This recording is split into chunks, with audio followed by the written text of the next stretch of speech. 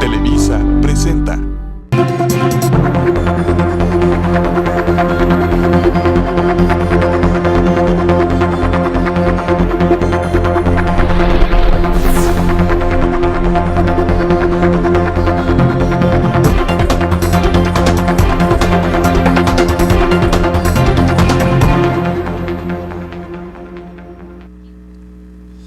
¿Cómo están? Bienvenidos a la mesa de pros y contras. Yo soy Sergio Valle, le invito para que nos acompañe en esta emisión especial de este espacio de análisis, de opinión, de debate sobre los asuntos de interés público. Usted lo sabe, esta mesa de pros y contras se transmite por la señal de Televisa Sonora todos los lunes a las 9 de la noche y los sábados tenemos una retransmisión también en la cadena estatal de Televisa Sonora a las 9 de la mañana. Así que bienvenidos, acompáñenos.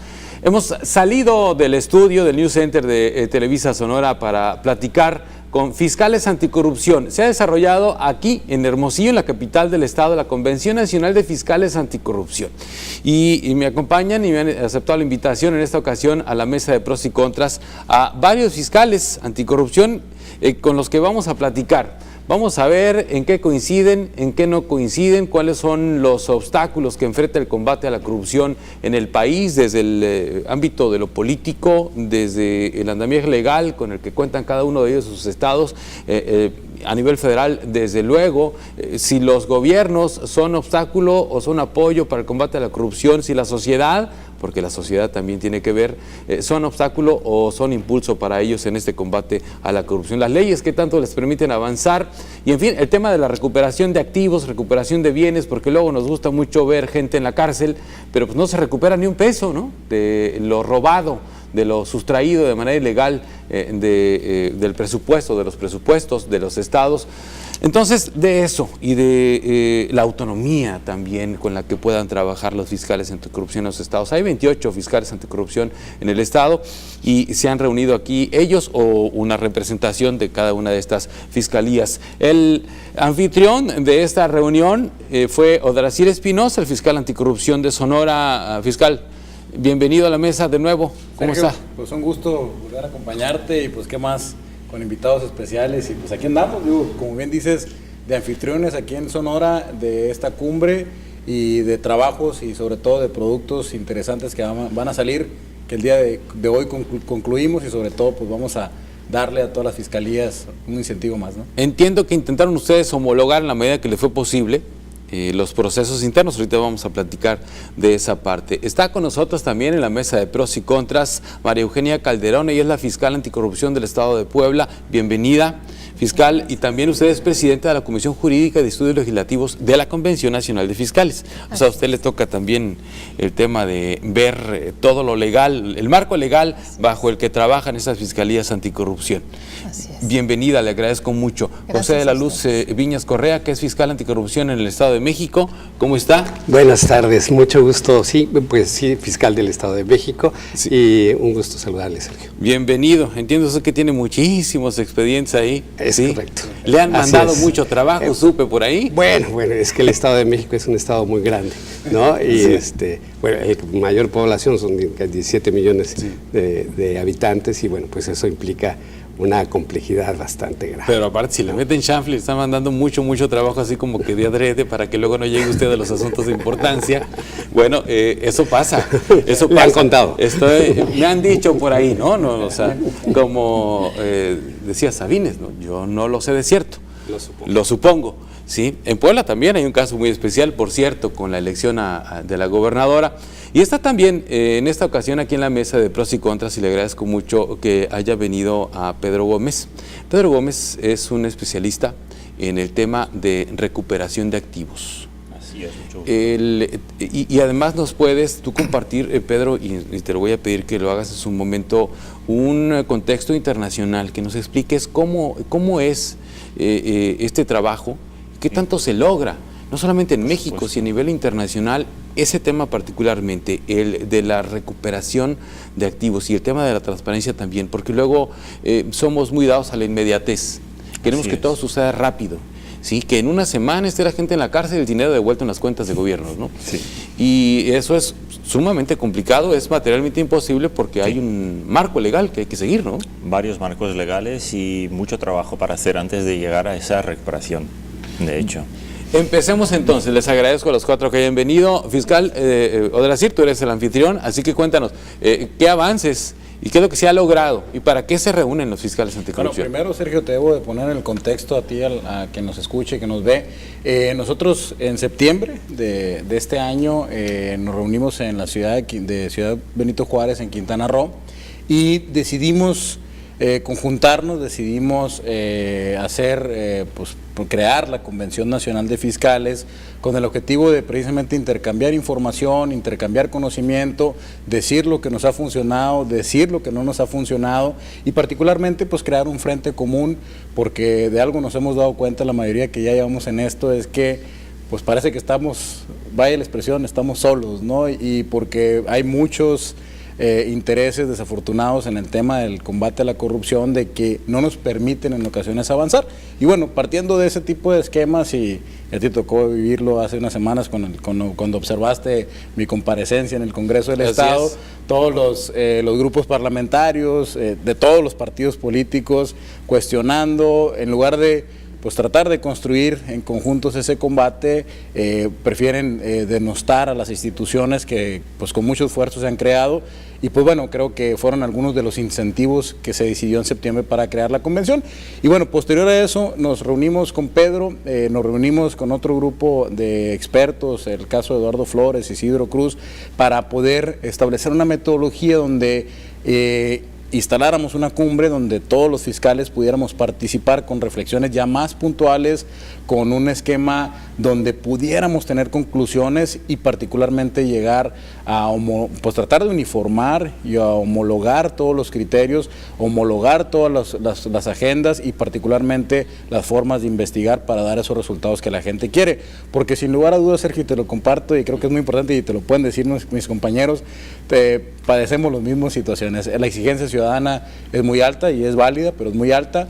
La inmediatez que tú señalas es clara, o sea, quieren los resultados, pero al siguiente día que ya sale un escándalo en Facebook o en Twitter, en las redes sociales, quieren inmediatamente que haya un resultado. Y bueno, entre muchos, pero no hay presupuesto, no hay, bueno, muchos detalles ahí operativos que nos afectan, y bueno, evidentemente eso tendríamos que darle una respuesta. Y por eso el resultado de esta cumbre obedece hacia ese punto. Vamos a llegar y vamos a darlo a conocer públicamente a un manifiesto, donde ese manifiesto va a contener por lo menos 10 acciones claras, concretas para el 2019, en todo lo que nos involucra o que nos debe dar mejores herramientas para mejorar el combate, ¿no? Entonces yo creo que era necesario ya sentarnos, ya hemos estado teniendo reuniones cada mes, incluso algunas más seguidas en el tema de las comisiones y las vicepresidencias, pero ya en general esta es la segunda reunión grande que hemos tenido y aquí vamos a llegar a esas conclusiones, ¿no?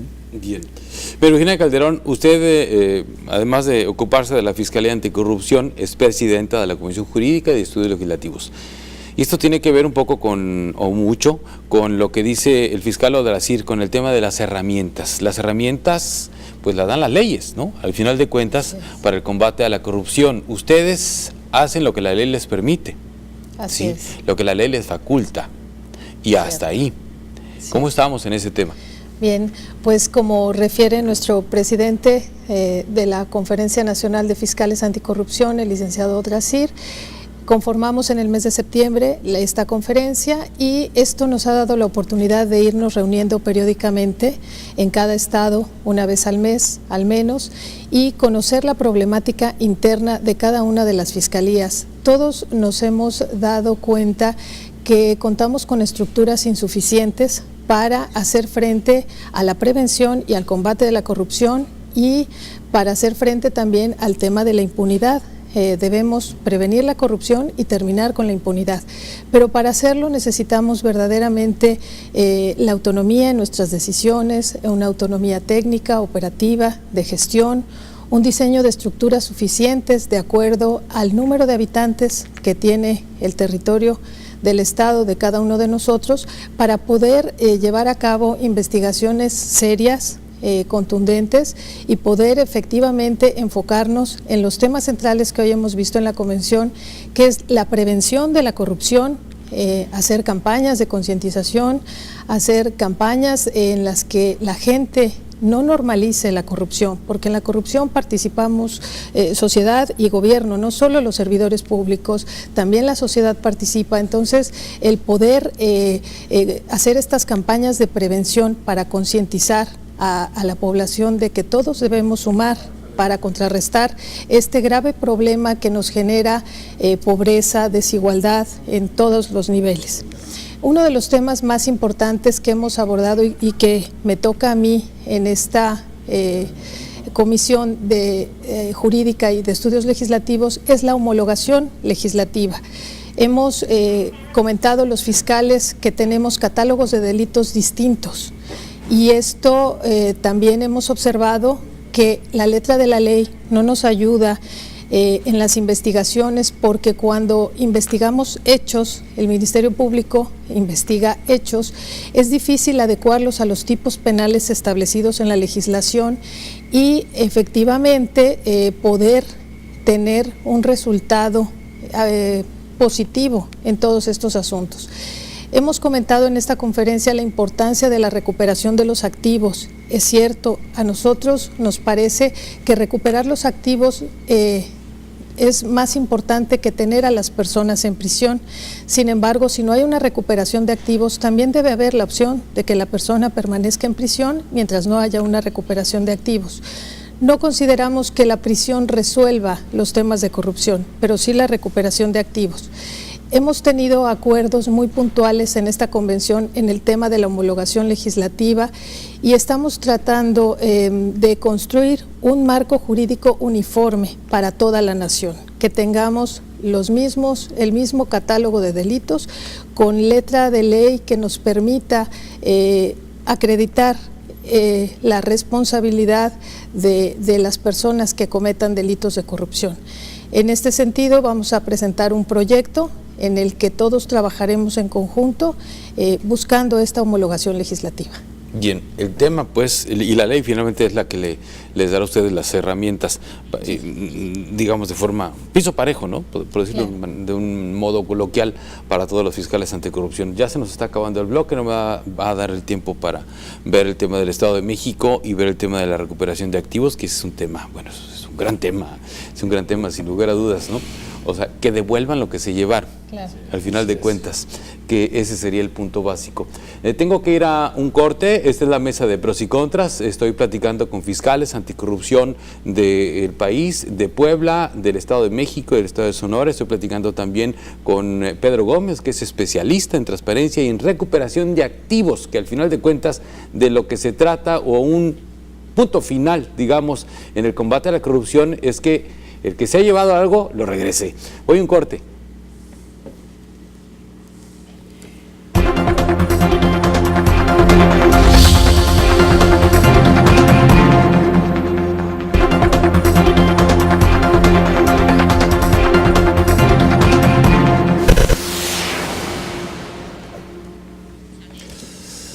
Bien, vamos al segundo bloque de esta mesa con fiscales anticorrupción en pros y contras. Es el fiscal anticorrupción del Estado de México, José de la Luz Viñas Correa. A ver, estamos ahora vamos a pasar al caso del Estado de México, el estado más poblado, el estado donde se reciben, bueno, ¿cuántos expedientes tiene usted? Bueno, simplemente de este año llevamos un aproximado de 7,000 carpetas de investigación. 7,000 carpetas. Así es. No le alcancé a preguntar a María Eugenia, pero el tema de la estructura con la que cuenta ella, claro, para el combate a la corrupción en el Estado de Puebla, entiendo, supongo que es muy distinta, porque usted tiene dificultades serias, claro, sí, en verdad, limitaciones serias para el combate a la corrupción en Puebla por la estructura tan pequeña, tan limitada con la que usted cuenta. Me decía, creo que 5 elementos o 5 policías. Bueno, en la comandancia, que depende de la Fiscalía de Combate a la Corrupción, tengo 5 elementos. Sin armas, nada. Sí. 4 de ellos no están armados. ¿No están armados? Sí, en verdad, yo considero que el fiscal nos ha apoyado en la medida de lo posible, pero mientras a las fiscalías no se les dote del presupuesto necesario para conformar sus estructuras y empezar la operatividad, es muy complicado. Bien. Tenemos también la unidad de tortura, nosotros conocemos de los delitos de tortura. También. También, sí.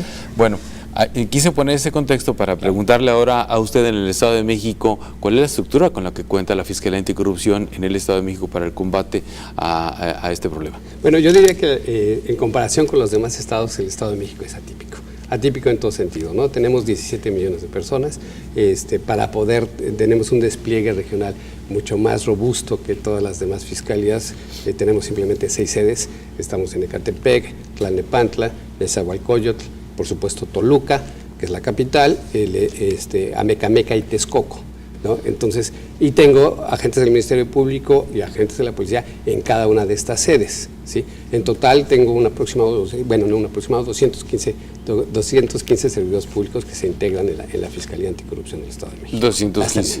Robusto, pues. Robusto. Pues robusto, entre comillas, porque si lo vamos viendo en Amecameca ya son muchos menos. No, Sí. es que se ve muchísimo, pero si uno ve la población y las De la cantidad de expedientes, además, ¿cuántos eran, me dijo? Sí.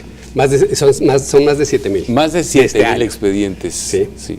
Entonces es una problemática totalmente diversa como el Estado de Puebla. Es muy diferente. Adelante, Dracir. Un dato, porque es importante, la OCDE y algunos organismos internacionales han dicho que un ministerio público, y no hablemos de los especializados, un ministerio público deberá conocer en promedio, para que haya una verdadera procuración de justicia, 12 carpetas de investigación en el momento. Si le preguntas a José, el maestro José, o en el caso de nosotros tenemos 40 y eso que no tenemos tantas carpetas de investigación. Entonces es lo disímbolo que hay en términos de la cantidad de trabajo que puede existir. Pues, En Sonora hay 40 MPs. No, en Sonora tenemos 17 ministerios públicos, pero de los cuales corresponde una proporción, en materia especializada son 4. Entonces, en los 4 son los que coordinan a otros ministerios públicos. Son estructuras diferentes, como te comento, pero esos 4 tienen en promedio 40 expedientes. Entonces, no cumplimos con esa premisa que dicen los organismos internacionales de tener 12 carpetas de investigación en delitos comunes.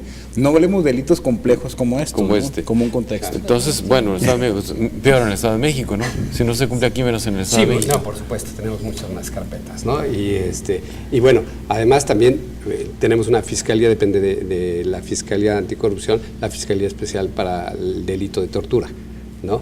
Y bueno, el gran porcentaje de asuntos, porque eso es lo que seguramente tendrán inquietud las personas, es el tema de los delitos cometidos por policías, ¿no? Y entonces es un abanico muy grande, porque tenemos, por ejemplo, abusos de autoridad, que hay quien opina que no son propiamente anticorrupción, delito de corrupción, pues el gran porcentaje estamos hablando que va variando de acuerdo a la misma dinámica, pero hemos tenido entre 70 y 75% solo de delitos cometidos por corporaciones. Pues ahí entraríamos entonces en otro debate, o sea, ¿qué es corrupción y qué no lo es? ¿Qué es lo que ve? ¿Qué es lo que ve una Fiscalía Anticorrupción? Sí, concretamente, ¿sí? Claro, ¿qué le toca y qué no le toca? Claro, pero por los marcos jurídicos estatales sí. varían mucho, ¿no? En mi caso, yo heredé la Fiscalía especializada en delitos cometidos por servidores públicos. Y entonces vemos todos los delitos de servidores públicos, aunque propiamente no se trate de delitos de corrupción. Ese fue el gran error, de que confundir o tratar de trasladar los tipos penales a ubicarlos a los hechos de corrupción. No nomás son los tipos penales de servidores públicos los de hechos de corrupción. Hay algunos que no entran, incluso para los teóricos dicen que corrupción no tendría por qué hablarse de que un policía se excede golpeando a un ciudadano. Eso no necesariamente es corrupción. O sea, no en el sentido del concepto real de la corrupción. Entonces, esos delitos no deberían de estar dentro de ese catálogo. Entonces, esa parte yo creo que es la que estamos precisamente en esta cumbre definiendo, porque ni siquiera tenemos un concepto real de qué es corrupción para términos penales. No hablemos de los demás, sino para el término penal, que es lo que vamos a llevar ante la justicia, necesitamos tener definido lo que es corrupción, y no existe un parámetro en esa parte, legalmente hablando. Sí lo sabemos todos. Sí, pues hay una definición moral decir, y social y demás, social, pero no jurídica. penalmente no. penalmente no está como debiera dejarnos muy claro esa parte para que no pase como pasa en el caso del Estado de México, Puebla, que tienen tortura. Imagínate si a la Fiscalía Anticorrupción aquí no hay tortura en Sonora, ¿no? No tenemos tortura. Sí, bueno, perdón. Digo, sí puede haber tortura, pero no tenemos... Sí, no. O sea, bueno, no hay un área especializada en atender casos de tortura. Sí, claro. Sí, dejando claro el punto. Si ese fuera el problema, quitamos las fiscalías anticorrupción y se acabó la corrupción, ¿no? Así es. No, bueno, pero en el caso de México, la Fiscalía Especial para los Delitos de Tortura tiene su presupuesto específico, tiene sus ministerios públicos, tiene sus policías, y conforme a la ley general se aplica, ¿no? Es más un tema de organización que de estar, incluso cuando hice el comentario de cuántas carpetas tenía, no hablaba yo de las de tortura. Las de tortura son aparte. Las dejé aparte porque el tema es en este programa es de corrupción, sobre la corrupción. Exactamente. Bueno, Pedro, Sí. a nivel internacional, vamos a empezar por esa parte, lo platicábamos ahorita al inicio. Sí. El trabajo, ¿qué tanto se puede avanzar o qué tanto se ha avanzado en el contexto internacional en la recuperación de activos? Bueno, yo voy a hablar de recuperación de activos, pero solo quiero compartir aquí porque de hecho no hay una definición de corrupción, pero internacionalmente ya definimos penalmente qué es corrupción. O sea, eso es importantísimo. 190 países casi, y México es uno de ellos, ha decidido que al menos 8 tipos penales sí son delitos de corrupción. Y esto viene del 2003. O sea, si buscamos y vemos la Ley General de combate a la corrupción aquí de México, ¿por qué no puso eso? ¿Por qué no dejó claro eso para facilitar el trabajo para los estados también? Para facilitar esa cooperación. Y yo digo cooperación porque llego en la recuperación. La recuperación de activos solo funciona si yo logro cooperar y coordinar. O sea, yo tengo que coordinar no apenas los distintos órganos o las distintas fiscalías anticorrupción, sino también los otros sistemas, el sistema antilavado de activos, porque, o sea, el lavado presupone que hay un delito. Esto es este bien es un producto del delito, es algo ilegal y le tengo que sacar del criminal. Pero, ¿cómo hago yo esa coordinación si yo creo una ley general, de un lado, que los estados tienen que replicar, pero yo mantengo el Sistema Nacional Antilavado exclusivamente federal? ¿Cómo voy yo a investigar los bienes y recuperar esos bienes si yo no los puedo investigar, si yo no puedo hacer esa coordinación entre un sistema y otro sistema? O sea, es un tema muy complicado. Son como pequeñas islas en cada estado. Efectivamente. Y dentro de los estados también, porque, o sea, para que yo logre hacer una investigación financiera juntamente con la criminal para obtener la recuperación de activos, yo tengo que ir a tributos, yo tengo que ir a auditoría externa, yo tengo que ir a la unidad de inteligencia financiera, a las fiscalías. O sea, es todo un grupo de distintas agencias que funcionan en los estados y tienen que ser separadas para garantizar el derecho del ciudadano. No puedes poner todo esto en un único sitio. O sea, hay los pesos y hay que balancear eso todo, pero hay que permitir que ellos se hablen, que se comuniquen y compartan la información. Y eso ya es complicado en un sistema unitario, se complica aún más en un estado federado como el mío, como en Brasil, que también es muy complicado. Pero si yo tengo crímenes distintos, yo ya no logro definidos como corrupción.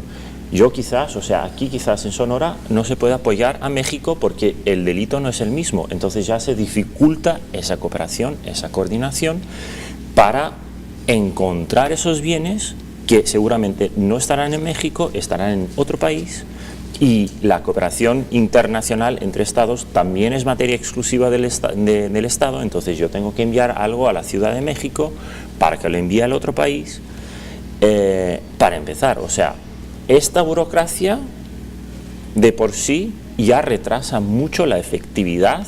O sea, si hay una corrupción, hay un delito, yo tengo que ser muy rápido. Si hay dinero involucrado, yo tengo que ser más rápido aún. O sea, yo puedo hoy día con mi móvil ya hacer todas las transferencias de mi banco de un sitio al otro. a cualquier sitio del mundo. Entonces hay que ser muy rápido, hay que ser muy efectivo. Y tarda. Yo creo que es muy importante decir eso. Un proceso de recuperación de activos va a tardar tiempo. En grandes casos de corrupción, y eso practicábamos eso durante, no apenas aquí, pero antes también contigo, Odrasir. La verdad es que un caso como Fujimori, siguen buscando dinero. Eso fue en el 2000, o sea, ya está en mayor edad y ya puede beber ese caso. Pobre. O sea, sí, ya puede ir de fiesta. Sí, tiene 18 años. Ya tiene 18 años.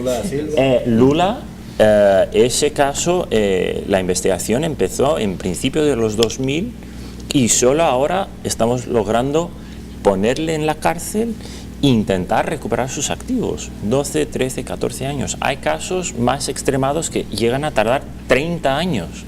La realidad es esa. Voy a recuperar los activos, pero me va a tardar. Me tienes que dar no apenas el presupuesto, pero me tienes que dar el tiempo, porque es una batalla constante día a día para lograr recuperar esos activos. Y eso cuesta, ¿no? Cada que pasa el tiempo. Eso cuesta, Bien. eso cuesta. Ahorita vamos a esa parte. Tengo que hacer un corte y vamos a la parte de si será posible. No que sea de la noche a la mañana, pero que se tarde menos. ¿O por qué se tarda tanto? ¿Sí? Vamos a un corte y regresamos al tercer bloque de esta mesa de pros y contras fiscales anticorrupción.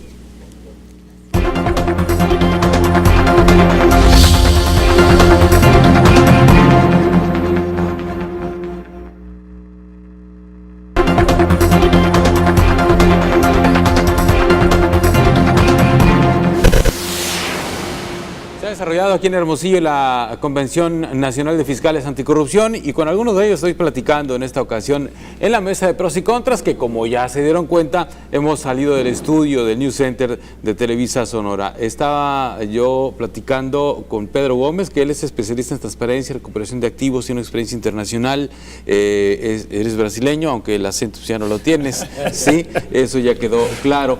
Y estábamos en la parte de que esto tarda, lo decíamos desde el principio. Así es. Pero, ¿por qué tarda tanto? Bueno, tarda primero porque es un tema nuevo, es un tema que quizás tiene 25, 30 años. Entonces, aún internacionalmente lo estamos buscando entender un poco mejor. Pero tarda porque es una manera nueva de investigar. No es poner a alguien en la cárcel que me va a resolver un problema de un crimen económico o de corrupción. Lo vamos a resolver si sacamos el dinero que pueden reinversionar en sus propios crímenes o en el crimen organizado. Lo tenemos que sacar. Esa es la manera de combatir efectivamente la corrupción y el crimen económico. Pero eso es algo nuevo, es algo que la población no quiere oír. O sea, lo normal es, lo que nosotros queremos saber como seres humanos es: ponle en la cárcel y está resuelto el problema. Pero efectivamente no lo está. Yo he cortado una cabeza, siguen 50, pero si yo saco el dinero no van a tener cómo reinversionar, y le das el mensaje adecuado. Si buscas ser corrupto y sacar el dinero de esa manera del Estado, te vamos a punir y te ponemos en la cárcel, pero igual también te vamos a sacar el dinero, porque el problema es, te pongo en la cárcel pero no te decomiso los bienes. En 10, 12 años yo estoy con mi hacienda, mi rancho, mi villa en la playa. Mira qué bien, yo gané, porque ahora el crimen está prescripto y ya no me puedo exponer una segunda vez. Bueno, ahí me surge otra pregunta. Claro. El tema de la prescripción de Sí. estos delitos. Es decir, si tarda tanto, 12, 15, bueno, Fujimori, 18 años. Sí. Lula, más o menos lo mismo. 13, 12, 13 años. 12, 13 años, ¿sí? Es mucho tiempo, porque muchos delitos prescriben. Sí. ¿Estos no? No, sí prescriben y tienen que prescribir, pero la regla internacional es que se tiene que dar un tiempo suficiente para que se haga la investigación y que se pueda buscar justicia. O sea, la prescripción es para garantizar que el Estado no puede ir y perseguirme hasta el fin de los días. Pero hay que tener un equilibrio entre el interés del individuo y el interés de la sociedad y del Estado. Entonces, y es muy común en mi país, o sea, si el crimen es más de 15 años, son 20 o 30 años de prescripción, porque sí puede tardar mucho tiempo. Y no es solo de mi investigación, sino también si los fiscales aquí están atascados de trabajo, imaginémonos la justicia, el juez, porque el juez, no hay juez especializado, él va a recibir todo. Y entonces, yo no sé cuándo, hay casos en Brasil que para no más de recibir la carpeta en el juzgado hasta que llegue al juez, o sea, él ni siquiera abrió la carpeta, son 8 años promedio. 8 años. Es muchísimo tiempo. Aquí en Sonora en particular, en un promedio de los delitos, quitando desaparición forzada, que ese sí nos corresponde, que no obedece necesariamente un esquema de corrupción, ¿no? Llegando a lo mismo, estamos a 4 años, 8 meses en promedio la prescripción de los delitos. Entonces, si una persona ingresa a la administración pública en un sexenio, el primer año puede hacer sus fechorías y probablemente para cuando salga en el sexenio ya puede estar prescrito el hecho que cometió. O sea, para cuando termine el gobierno en el que cometió el acto de corrupción, puede ser que ya puede salir. No es un tip, ¿no? Sino es un tema de cómo están, pues que quede claro, es un tema que cómo están las leyes. Lo han de tener clarísimo ellos. Es el reto, o sea, realmente esos aspectos son los que la prescripción tendría, como pasó en el esquema administrativo, aumentarse por lo menos aquí, ya la Ley General de Responsabilidades Administrativas establece los 7 años administrativamente hablando, pero penalmente ahí se quedó, variante por cada tipo de delito, pero realmente sí es un tema que es delicado porque sí nos puede meter en una situación compleja, porque a lo mejor puedes llegar a una gran investigación que te va a llevar ese tiempo, pero ahora no puede ser nada. Puede ser que te diga, no, pues no, o que lo lleves ante el juez y el mismo juez te diga, no, pues no te puedo girar una orden porque realmente ya está prescrito, ¿no? O sea, ¿en el Estado de México cómo están? Bueno, ese tema. Sí, bueno, son similares el periodo de prescripción, ¿no? Y entonces, pues, si es necesario ahí hacer algún ajuste eventualmente, y me parece además que hasta ante el cúmulo de asuntos que hay, pues bueno, hay que hacer una labor muy importante, más allá de lo que le va a comentar ahorita María Eugenia sobre las propuestas de reformas y ajustes normativos, es el tema de ver dentro del nuevo sistema las funciones que tiene que hacer la policía y lo que tiene que hacer el Ministerio Público o el fiscal. Es decir, la policía debe investigar, ¿no? Y el Ministerio Público debe privilegiarse el ser abogado, el litigar, el ir a los tribunales. Hemos platicado en estas mesas muchos problemas que llegamos a tener compartidos, ahora sí que nuestras experiencias, y lo que estamos viendo es que un tema importante es litigar, es saber, ahora sí que ser estratégico en nuestra forma de litigar para generar criterios, porque de hecho hay muy poco criterio en materia de corrupción dentro de nuestros tribunales, y entonces generar criterios que nos permitan pues tener una base y apoyo independientemente del tema que después podamos proponer reformas y que finalmente se puedan realizar, porque usted lo sabe, una reforma legal o una reforma constitucional que es mucho más compleja, pues tarda en llevarse a cabo. Entonces, ¿qué herramientas tenemos? Creo que ya tenemos herramientas como las convenciones internacionales, tenemos el Código Nacional, pero bien diferenciar pues, la función del policía y del Ministerio Público, que no están separadas, pero que deben estar coordinadas, y debe privilegiarse desde nuestro punto de vista el tema de que el Ministerio Público, el fiscal, litigue ante los tribunales. Ahorita vamos a ir a ese tema. Y tenga capacidad. El tema de los congresos, el tema de este nuevo gobierno que llegó apenas hace algunos días, que tiene mayoría en el Congreso de la Unión. Bueno, hay que ver esa parte también, ¿no? Entiendo que hubo una reunión en la que ustedes estuvieron con la secretaria de Gobernación o con Olga Sánchez Cordero. Ahorita me cuentan, ¿usted quiere puntualizar algo referente a lo que se ha dicho, hecho, acordado aquí? Bien, lo señalaría en 3 puntos concretos. A partir de la organización que hemos tenido de la Convención Nacional de Fiscales, presidida por el fiscal Odrasir, logramos una organización por zonas y por comisiones que nos permite conocernos y conocer toda la problemática en el territorio y empezarla a atender.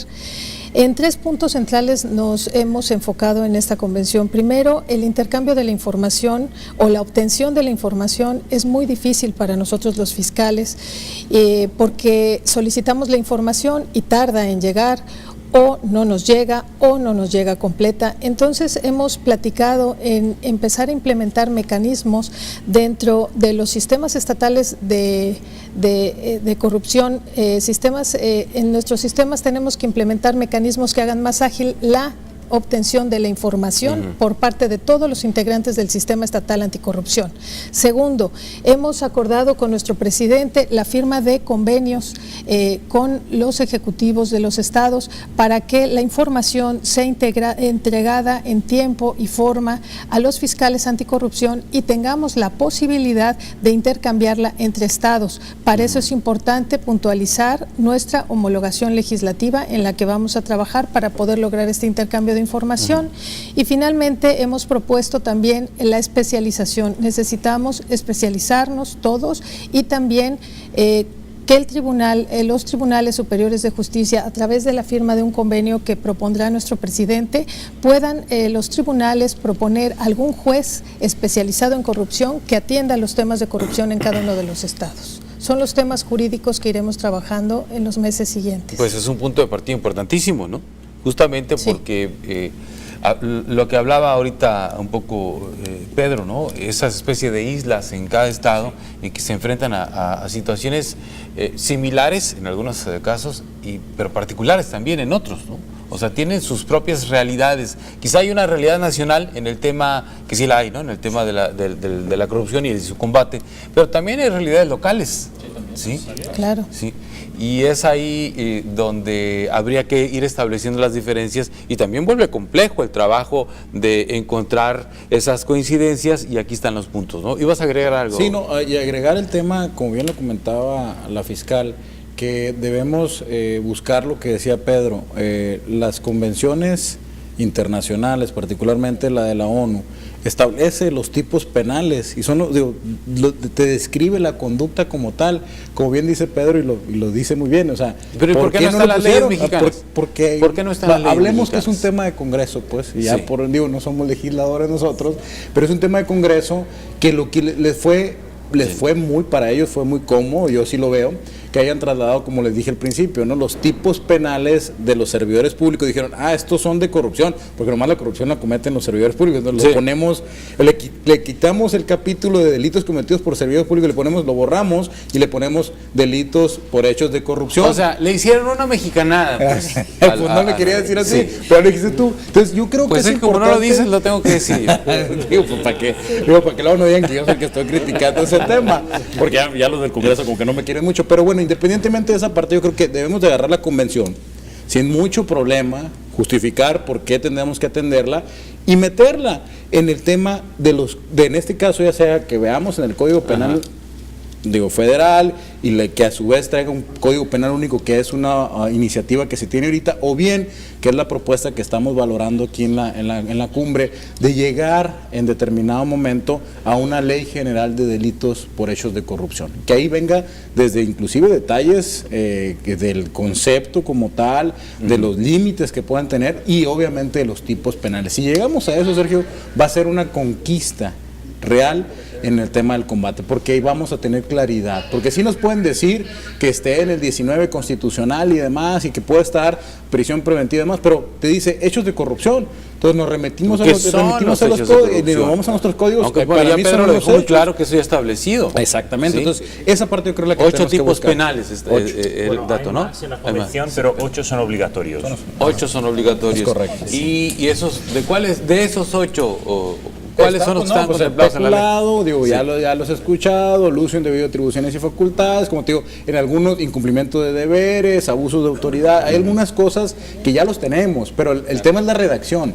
Se hacen los tipos penales, que ahí donde está, yo siempre he dicho, el que hace la ley hace la trampa, y esa parte lo hicieron para que nos equivoquemos todo el mundo, sí. Y nadie haga las carpetas bien, y a la hora que me quieras acusar a mí como servidor público no funcione, pues. Entonces, ¿por qué? Porque realmente las acusaciones pueden ser contra la clase gobernante, hay que decirlo de manera muy clara y muy puntual. Entonces hay que modificar para tener de manera muy sencilla los tipos penales que nos ayuden a que nuestras acusaciones sean realmente sólidas en términos de que no tengamos que buscar un detallito, que si no encuentras ese detallito, no encontraste ese papel, por ejemplo, te voy a poner un caso que lo llevamos ante un juez y dijo, no viene la firma del presidente municipal que autorizó el crédito. Pues no viene la firma del presidente municipal, pero lo venimos acusando porque hay 2 testimoniales que dicen que él fue el que autorizó y dice el juez, no, pues no te puedo girar la orden contra el presidente. ¿Por qué? Porque no está firmado por él. Entonces son ejemplos claros de la falta de claridad en los tipos, ¿no? Bueno, habrá entonces, ahorita me cuentan cómo les fue con la secretaria de Gobernación, porque pues, el presidente de la República ha dicho que ha enviado ya o va a enviar una iniciativa para que la corrupción sea delito grave, ¿sí? en nuestro país, que es, bueno, es un punto de partida, yo me imagino, fundamental. ¿Y por qué? Bueno, me den sus opiniones también. ¿Por qué los congresos, por qué el Congreso Federal, por qué los congresos estatales no han hecho esas modificaciones de las que ustedes están hablando aquí? ¿Por qué si ya hace tantos años están estos 8 tipos penales, al menos 8 que son obligatorios de acuerdo a esa convención, y no están?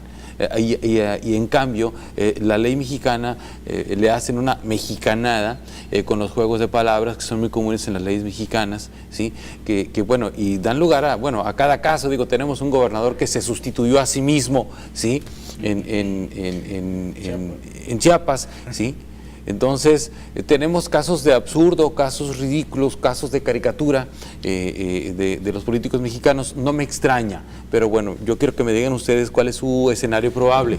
Creo que hay que abundar en el tema, porque si bien es cierto, puede haber este tipo de circunstancias que se están comentando, las leyes en general, por ejemplo, el Código Penal Federal, sí prevé prácticamente todos los delitos de corrupción que están previstos en la Convención de las Naciones Unidas contra la Corrupción, salvo el cohecho entre particulares, ¿sí? Cosa que también es un tema, Pero sí, todo tema. Pero prácticamente todos. Y casi me atrevería a decir que en todos los estados, el Estado de México también están contemplados.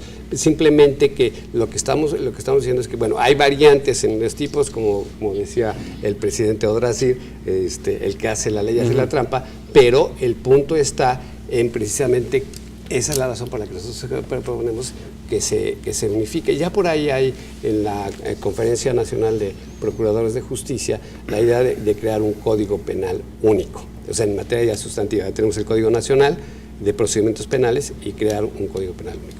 Bien. Pero nuestra idea es pues hacer un tema o proponer quizás una ley general relativa a hechos de corrupción específicos. Sí. Pedro, a ver, del 1 al 10. Sí. ¿Qué tan avanzado está nuestro país en el combate a la corrupción?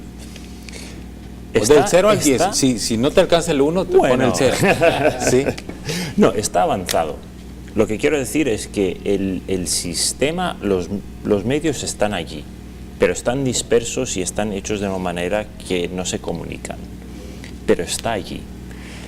Lo que se está buscando aquí, y me imagino que en otros foros también, en otras cumbres, es intentar que se haga esa aproximación, o sea, entre la ley y el operacional del día a día se está buscando una política que llegue junto esos 2 puntos. Pero la novedad que proponen los fiscales anticorrupción es que esta voluntad política vendrá de abajo arriba, o sea, de los que trabajan y conocen los retos, tendrán medios objetivos para apoyar el legislativo, o sea, le están extendiendo la mano y diciendo vamos a trabajar juntos, aquí están nuestras dificultades, trabajemos juntos para luchar contra la corrupción. O sea, de 1 a 10, internacionalmente nunca es bueno comparar países y no voy a hacerlo, pero aquí de América Latina, o sea, de México abajo, yo diría que estamos en un 6, no estamos mal. Bien, un 6, o sea... Vamos. Ahí va. Bueno, hay que divertirse también, ¿no? Si está todo perfecto, no, hay que aprovechar un poco también. No hay diversión. Sí.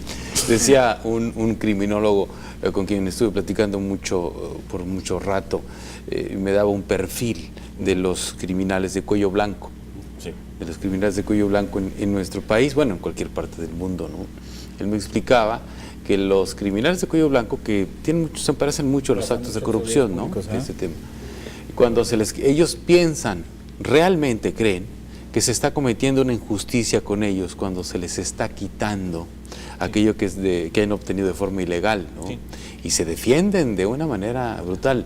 Y en México, particularmente en México, yo creo que en otros países de América Latina, sucede que con un buen discurso público pueden llegar a conseguir simpatizantes, ¿no?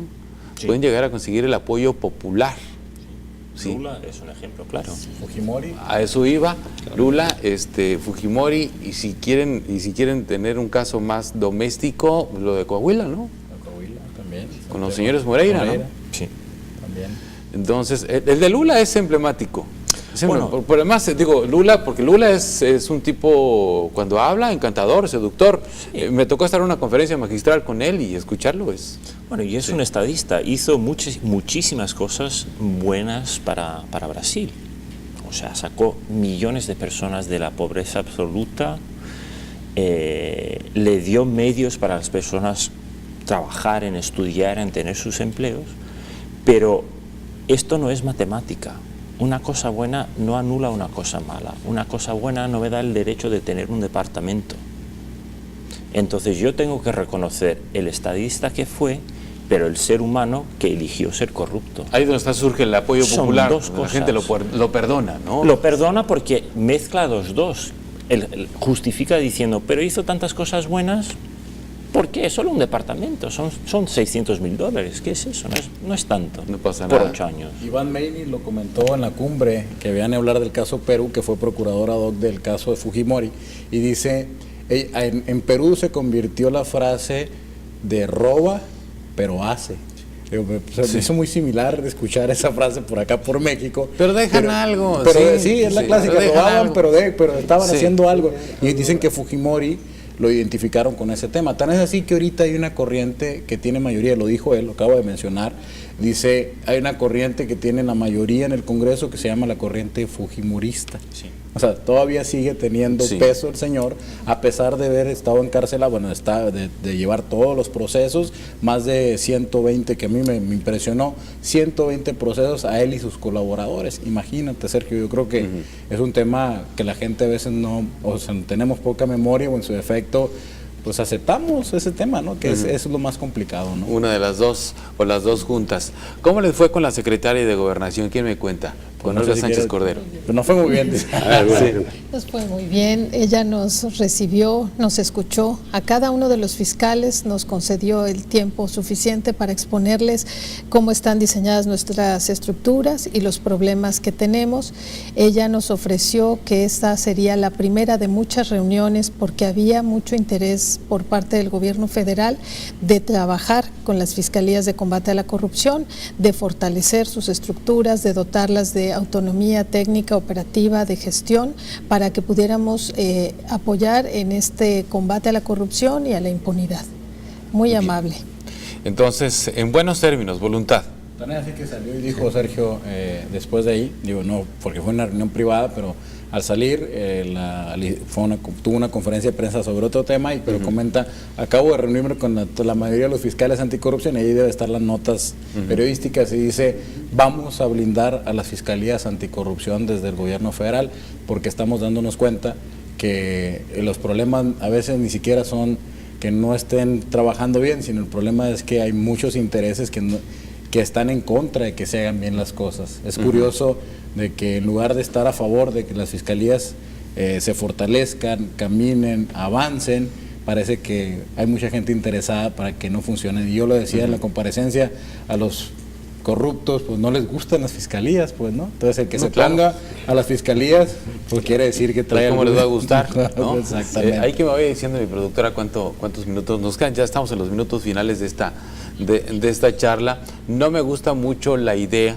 de las voluntades políticas en este tema. Yo creo que ustedes tampoco, porque depender de la voluntad política de un gobierno para el combate a la corrupción pues no está bien, ¿no? Pero bueno, les pregunto, en el nuevo gobierno, en el de López Obrador, ¿ven ustedes voluntad política para esto? Y bueno, que vaya más allá. Es una de sus principales propuestas. Sí. Lo dijo en su discurso, ¿no? El de la mañana, en el Congreso de la Unión y luego en la tarde en el Zócalo, lo dijo ambas. Yo creo que debemos ser responsables y dar pues la opción para que el nuevo gobierno pues empiece a hacer sus contactos, ahora sí que empezar a mover el tema, y seguramente ellos están en esa posición porque pues es un tema popular. La gente quiere todos queremos luchar contra la corrupción, no todos queremos que este flagelo, ahora sí que atacarlo, explorarlo, y en ese sentido a mí me parece que bueno, pues que podemos, se ven buenas perspectivas, de acuerdo a la reunión que tuvimos en ese momento todavía senadora, Olga Sánchez Cordero. Bueno, pues se vio muy abierta y con la posición de apoyar a las fiscalías. Magistrada en retiro, senadora con licencia y secretaria de Gobernación. Así es. Sí. Nos quedan más o menos 3 minutos de programa. Yo los quiero aprovechar para que ustedes me regalen una conclusión sobre el tema, que es lo que se ha puesto aquí en la mesa y también lo que se hizo y se abordó también en esta convención. Empiezo con usted.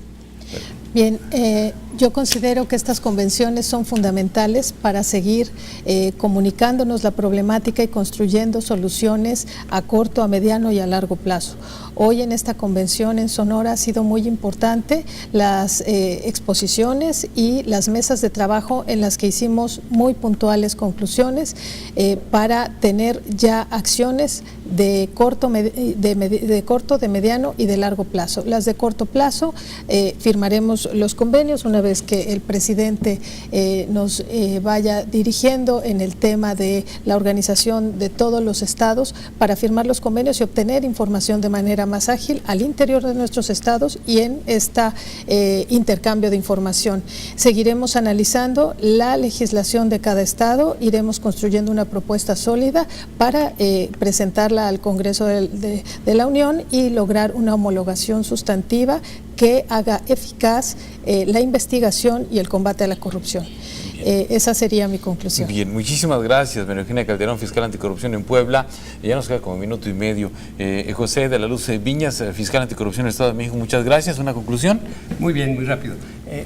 Acercarnos a la población. Debemos tener muy claro, y la población debe tener muy claro, que sin denuncias y sin seguimiento, no solo las denuncias, sin seguimiento en los juicios, apoyo en los juicios para que vayan, declaren y manifiesten, los asuntos no son fuertes y podemos tener problemas al momento de tratar de obtener sentencias favorables. Muchas gracias. Pedro Gómez, especialista en transparencia y recuperación de activos. Muchas gracias por estos minutos. Tu conclusión, por favor. Pues administrar expectativas. Esa sería mi conclusión. Los fiscales tienen que dejar claro que esto tarda, esto lleva tiempo. Somos transparentes en lo que podemos ofrecer información, ofrezcamos esa información. Los medios están allá, denos tiempo para trabajar, reagrupar y presentar los resultados. Muchísimas gracias. Odrasir Espinosa, fiscal anfitrión, anticorrupción en Sonora. Ya nomás agradecer el espacio y lo más importante, y no hay que olvidar, las ruedas de la justicia son lentas, pero caminan. Entonces creo que en lo que estamos resolviendo aquí en la cumbre de fiscales, por lo que estamos proponiendo, se va a ver reflejado en mejores resultados en el país. Y sí, yo coincido, ténganos paciencia, también lo dijo el presidente, ténganos paciencia porque esto lleva su tiempo y hay que respetar la ley, y lo más importante, que la sociedad se sienta identificada con las fiscalías y que nos apoye en este tema que es tan importante y que para no sentirnos solos en ese combate. Muchísimas gracias a los cuatro por haber venido, haber aceptado esta invitación. Muchísimas gracias también a ustedes. Les recuerdo que este espacio se transmite todos los lunes a las 9 de la noche, los sábados hay una retransmisión en la red estatal de Televisa Sonora. Usted puede consultar todos los programas, las mesas de análisis, debates de pros y contras en el canal de YouTube de Televisa Sonora. Está en línea, usted puede consultar ahí el programa completo, por partes, como quiera. Ahí están todos, así que muchísimas gracias. Yo soy Sergio Valle, le deseo un excelente día.